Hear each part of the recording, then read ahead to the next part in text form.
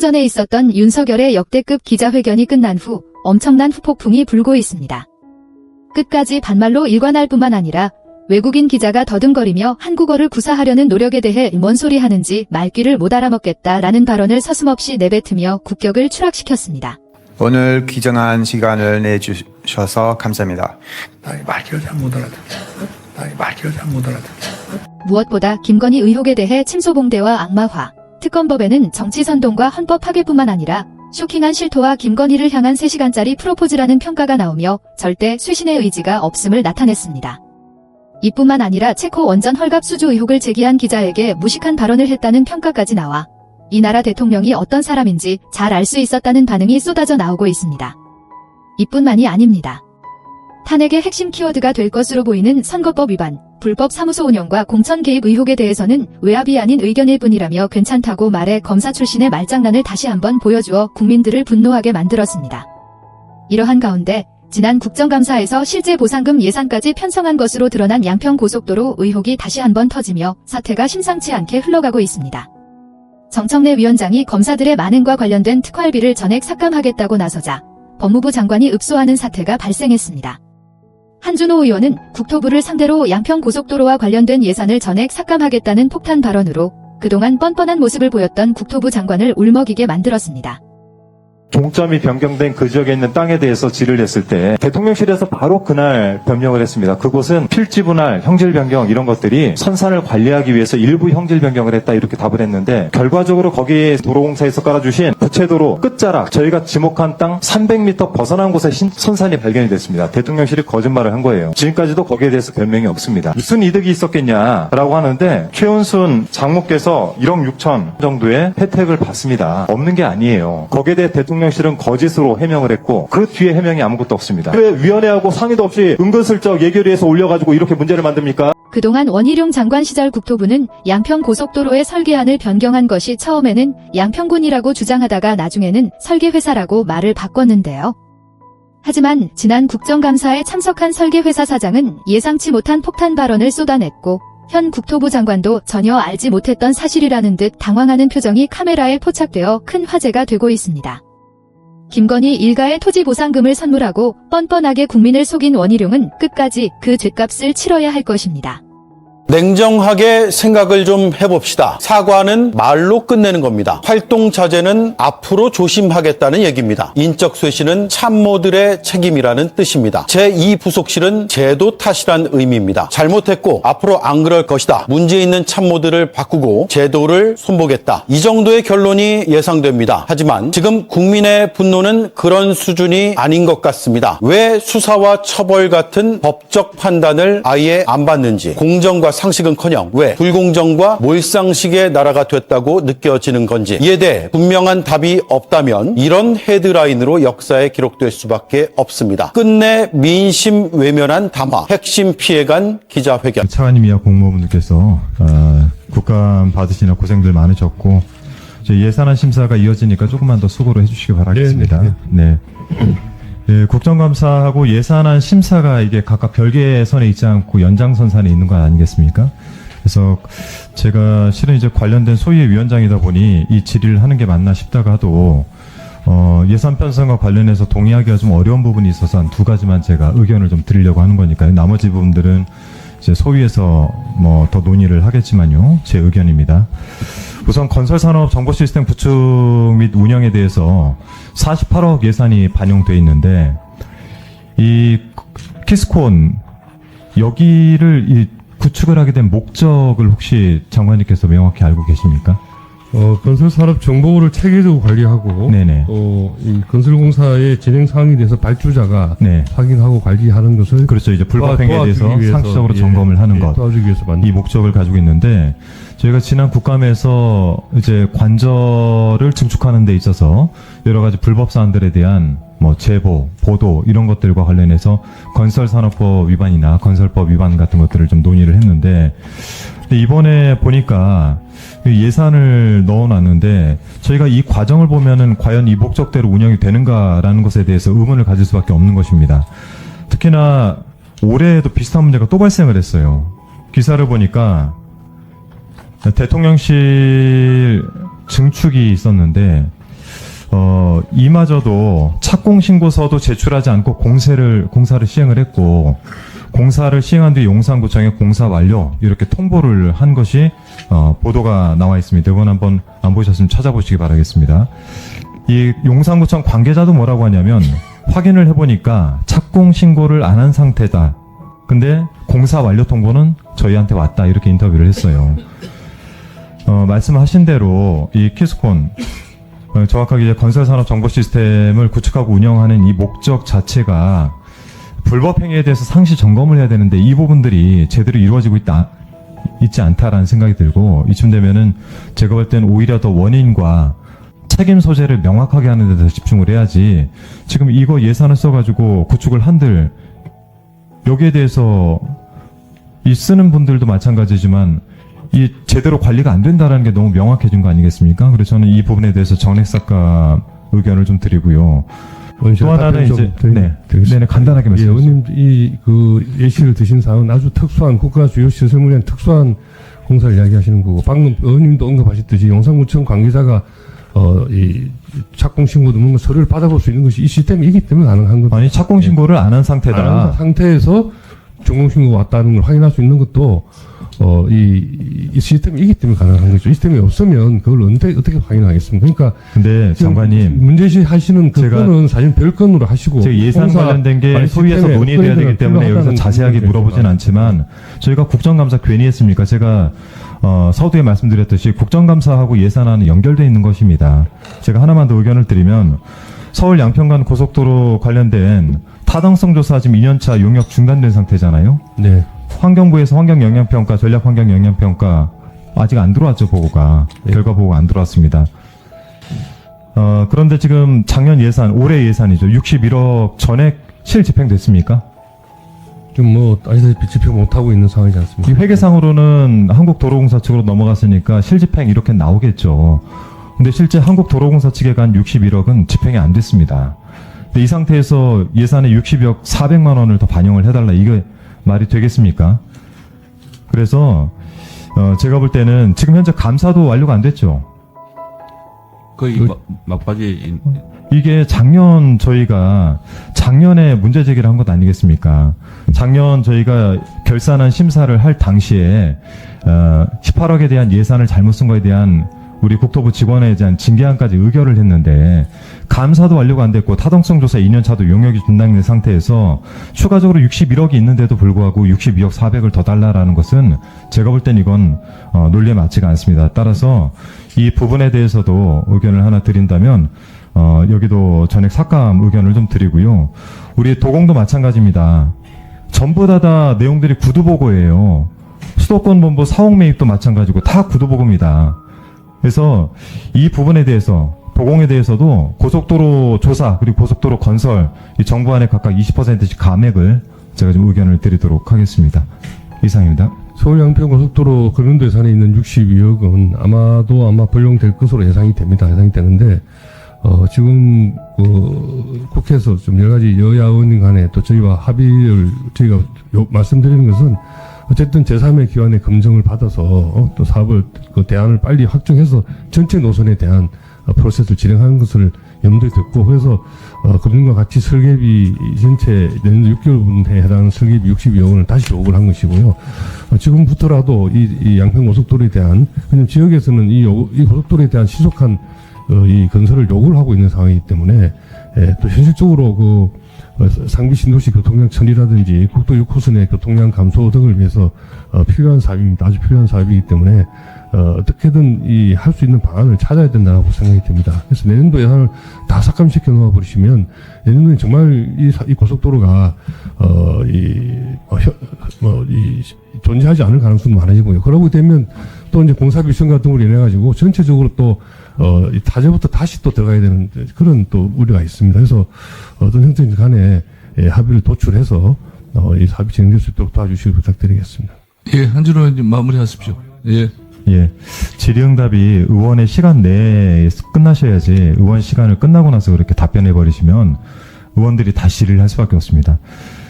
말씀드렸지만 61억 원 미리 담아놓은 건 불용될 거라고 말씀하시는데, 국토부가 사업 추진 의지가 있었으면 감사도 완료를 하고 이 부분에 대해서 문제 제기를 저희가 한 것에 대해서 이행을 하려고 노력을 하셔야죠. 그걸 안 했습니다.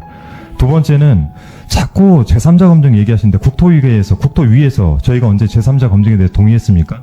예결위에서 부대의견 딱 하나 달아와서 자꾸 욕을 하시는데 이거 자꾸 도돌이표처럼 얘기하지 마시고 예산서에 담겨있는 61억이란 금액, 이 예산에 대해서 제대로 집행하려는 것, 이것이 기본입니다. 그리고 또 하나 말씀드리면 키스콘에 대해서도 특별한 사례라고 하는데 특별한 사례면 다 이렇게 불법 저질러도 되는 겁니까? 이런 것들조차도 불법을 저지르지 못하도록 하는 게 국토부의 역할이라고 저는 생각을 합니다. 그래서 마치 특수사례처럼 얘기하지 마시고 이 부분에 대해 잘 챙겨가시길 부탁을 드리겠습니다. 네, 고생이 많으십니다. 경동 엔지니어링이 이 고속도로 종점 변경안을 만들고 그리고 이제 주도한 업체인데 그 종점 변경안이 만들어진 게 2022년 4월, 5월 그 중반 후반입니다. 그렇죠? 그런 짧게만. 시 같은 걸 직접 관여해서 네. 기억이 안 납니다. 이 사업의 책임자로 되어 계시고요. 경동 엔지니어링의 2023년 수주액 규모가 한 1,595억 원, 그러니까 한 1,600억 원 정도 되는데 맞습니까? 예. 네.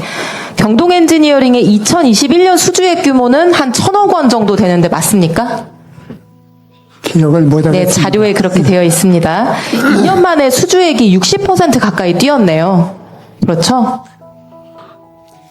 기억이 안 나실 수 있어서 작년 7월 언론 보도 기사 제목을 하나 읽어드리면 불황 없다. 2023년 엔지니어링 업계 상반기 수주 실적 경동 엔지니어링 성장세 최고.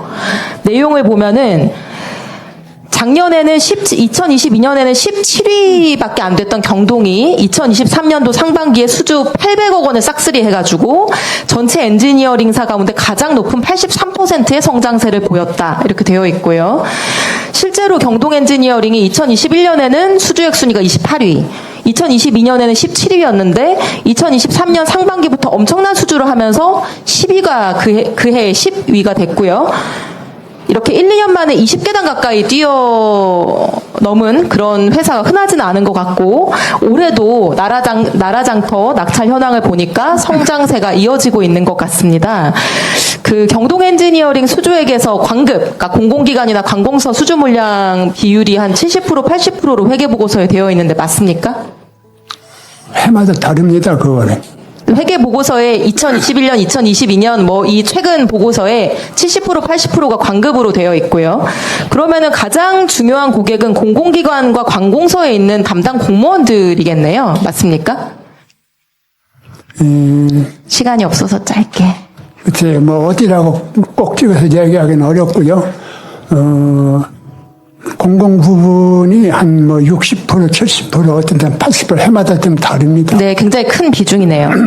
지금 김수현 상무님 그리고 회장님 말씀으로는 발주처의 요구도 없이 경동이 임의로 노선 변경을 제안하고 주도했다는 거고 그 임의로 변경한 노선이 의혹을 낳아가지고 대한민국이 발칵 뒤집히고 국책사업이 지금 1년 넘게 중단된 엄청난 문제가 생긴 상황인데 정작 회장님의 회사는 2023년 이후에 엄청난 성장세를 보이면서 광급공사를 싹쓸이하고 있는데 그 비결과 이유가 있을까요? 그게 궁금합니다. 그런 일 없고요.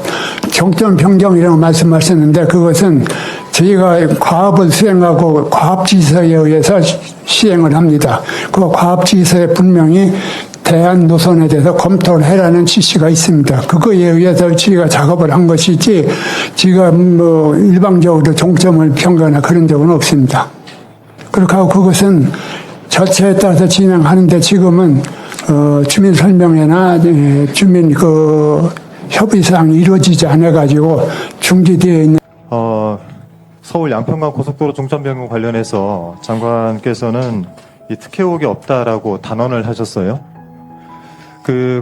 국토부는 이 종점 변경과 관련해가지고 기존에 예타가 진행되던 종점을 변경하라고 지시한 적이 있습니까? 없습니까? 없습니다. 예. 지난 국감에서 원희룡 장관은 국토부가 과업 지시를 해서 종점이 변경됐다 이렇게 증언을 했습니다. 제대로 알고 하세요? 그러면은 그 용역을 맡은 업체는 어디인지 아십니까? 그것도 기억 못 하시죠? 경동 엔지니어링. 경동 엔지니어링. 오늘 증인으로 채택됐습니다. 거기는 충분한 이 종점 변경을 할 만한 시간적 여력과 시간적 여력과 장관님 네. 기술을 가지고 있다고 판단하십니까? 능력 있는 업체한테 의뢰했다라고 생각을 합니다. 그렇게 생각을 하시는 거죠. 신뢰하고 믿음을 가지고 있고 본인이 30여 년간 공직자로 생활하면서 여기에 대한 믿음이 있으신 것 같은데 여기 단 한 차례, 그러니까 하루, 두 차례 가가지고 현장 점검하고 종점을 변경했다고 자백을 했습니다. 지난 국감에서요. 자, 30년간 경험으로 보실 때 종점이 그동안 2년여간 예타가 진행되던 그 노선이 바뀌는데 단 하루 가서 현장 점검을 하고 바꿀 수가 있겠습니까? 제가 파악한, 제가 경동 측으로부터 직접 이야기 듣지는 본인의 못했고요. 증언이 있어요. 아니, 장관님. 그렇고요. 파악한 그 자료에 의하면 증언에 거기에 이제 대안이 대해서 제시되는 데까지 한 달 물어봤습니다. 이상의 시간이 걸린 것으로 제가 자료를 하루 봤습니다. 가서 현장 점검했다고 경동 엔지니어링이 상무가 증언을 했습니다. 이상하죠? 근데 사실 저도 아니 그 답변은 이상하지 않습니까? 그렇죠. 그분의 용역사는 답변에 그랬을 대해서 때 제가 논할 건 아닌데 현장 이 자리에서. 논할 게 아니라는 게 아니죠. 장관님께서 여기에 대한 자신감이 있다고 하지 않았습니까? 그러니까 저도 현장을 가보니까, 현장을 가보니까. 현장을 어떻게 다 가봐요, 그거를? 아니, 제가 장관 취임하고 현장을 50% 가봤습니다. 넘게 현장을 사업이 가봤는데, 가봤더니, 예탄이라고 하는 안에 대한 문제점은 인식을 할 수가 있었습니다. 어떤 문제점이 있던가요? 의원님 가보셨죠? 가봤죠, 당연히. 예, 저 마을을 치고 전부 다 전원주택을 치고 그 계곡을 따라가지고 굉장히 장관께서는 지난 높은 국감을 좀 다 한번 리뷰를 해보셔야 돼요. 높은 이 문제에 대해서 다리를 다리 건설 놓아가지고 문제라든지 이런 가야 것들은 되는. 기술적으로 다 가능하다라고 용역사에서 답변을 했습니다. 전문가들도 답변을 했고요. 물론 그래서- 다리 건설을 해서 건설은 가능하죠. 자, 피트 한번 가능한데 띄워봐 주세요. 그것이 최적인지 아닌지 하는 것은 판단이 있을 수 있는 겁니다. 예. 답변만 충실해 주세요. 묻는 것에. 자, 그러면 용역사는 뭘로 그러면은 그 종점을 변경했냐라고 했더니 용역사의 담당 상무가 2030 양평군의 기본 계획을 참고했다. 이거는 2018년도 2월 21일에 승인이 난 겁니다. 자, 다음 지도를 한번 보여주세요. 근데 이때 2030 양평군 기본 계획을 도대체 뭘 어떻게 참고했길래 갑작스럽게 하루 가보고 종점을 변경했을까 보니까 관련 계획으로 고속도로 건설 5개년 계획을 들었습니다. 저 당시만 해도 2017년 1월 13일 전국 간선도로망 동서축 수정란에 보면은 양평고속도로 종점은 원 종점 그대로입니다. 22년 4월 2일에 공시된 계획에도 종점은 양서면으로 나와 있습니다. 그런데 그 중간에 있었던 2018년 2월 21일에 승인난 양평군의 기본계획만 유일하게 강상면으로 그림이 그려져 있는 것을 용역사에서 이걸 보고 참고해서 종점을 변경했다라고 증언을 했습니다. 자, 그렇기 때문에 문제가 있는 거예요. 이소영 의원 질문에도 지금 답변하시면서 제가 지난 국감 1년 전에 방금 B지역 예쁜 땅이라고 말고 B지역, 즉 종점이 변경된 그 지역에 있는 땅에 대해서 질의를 했을 때 대통령실에서 바로 그날 변명을 했습니다. 그곳은 필지 분할, 형질 변경 이런 것들이 선산이고 선산을 관리하기 위해서 일부 형질 변경을 했다 이렇게 답을 했는데 결과적으로 거기에 새로 깔아준 도로공사에서 깔아주신 부채도로 그 끝자락, 즉 저희가 지목한 땅 300m 벗어난 곳에 실제 선산이 발견이 됐습니다. 대통령실이 거짓말을 한 거예요. 지금까지도 거기에 대해서 변명이 없습니다.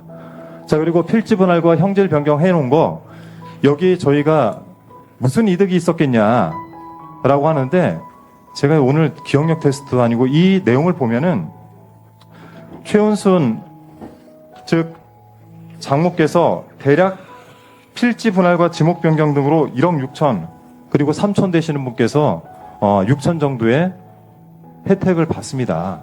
없는 게 아니에요. 자, 대통령실이 부정하고 싶었던 필지 분할과 지목 변경, 형질 변경 이런 것들로 인해 가지고 노리는 게 뭡니까? 이거 국토 하시는 분들 다 아시잖아요. 다 집가 상승을 노리는 거 아닙니까? 근데 이 과정이 옳지 않았다라는 것이 그 전해 지적이었었고 거기에 대해 대통령실은 거짓으로 해명을 했고 그 뒤에 해명이 아무것도 없습니다. 그리고 양서면으로 진행되던 종점은 갑작스럽게 변경이 됐는데 용역사는 단 하루 가서 검토했다고 하고 국토부 장관이었던 원희룡 장관은 국토부가 과업 지시해서 종점을 변경했다. 그리고 용역사에서는 이와 관련해서 김선교 당시 양평 군수가 만들어놨던 2030 양평군 기본 계획을 참고했다. 양평군은 제대로 진행되고 있던 양서면 방향의 종점을 장관님 네, 죄송합니다. 예. 종점을 임의대로 변경한 거예요. 그래서 의혹이 제기되는 건데 여기에 대해 특혜가 없다라고 단언할 수 있겠습니까? 제 생각에는 기술적 타당성 또 사업 제3자 검증이라고 자꾸 얘기하시는데 제3자 검증 우리 위원회에서 의결한 적 있습니까? 이거 예결위에서 국힘 쪽에서 은근슬쩍 부대 의견으로 달아가지고 지금 그거 가지고 지정하시는 거 아니에요? 여기에 의혹은 누가 왜 도대체 이런 종점 변경과 관련해서 국토부에 과업 지시를 내리겠는가? 예산서에 있는 내용을 저희가 존중하지 않으면 어떻게 합니까? 그게 과정이 어떻게 됐든 이거를 간에 왜 의회위원회하고 상의도 없이 은근슬쩍 예결위에서 올려가지고 이렇게 문제를 만듭니까? 예결위 결의하는 건 국회에서 하시는 거죠. 이런 걸 가지고 저희가 기술적인 문제라고 접근한 적이 있습니까? 여기에 대해서 정무적으로 누가 도대체 왜 국토부를 통해서 용역사에 그런 과업 지시를 했는지, 왜 용역사는 그 과업 지시를 받아서 불안간의 종점을 변경했는지가 목적 아닙니까? 그래서 저희가 국정조사를 요구했던 거예요. 장관께서 30년 경험을 가지고 본인의 믿음을 가지고 이런 걸 가지고 특혜 없다 이렇게 주장할 일이 아닙니다. 이상입니다. 이에 모든 정보를 들어주셔서 감사합니다. 한국에 상주하는 기자로서 정치의 균형 채널을 대표하여 한국이 항상 아름다울 것이라고 믿고 있습니다. 정치의 균형 채널이 여러분의 좋아요, 구독, 그리고 공유를 받기를 희망합니다. 감사합니다.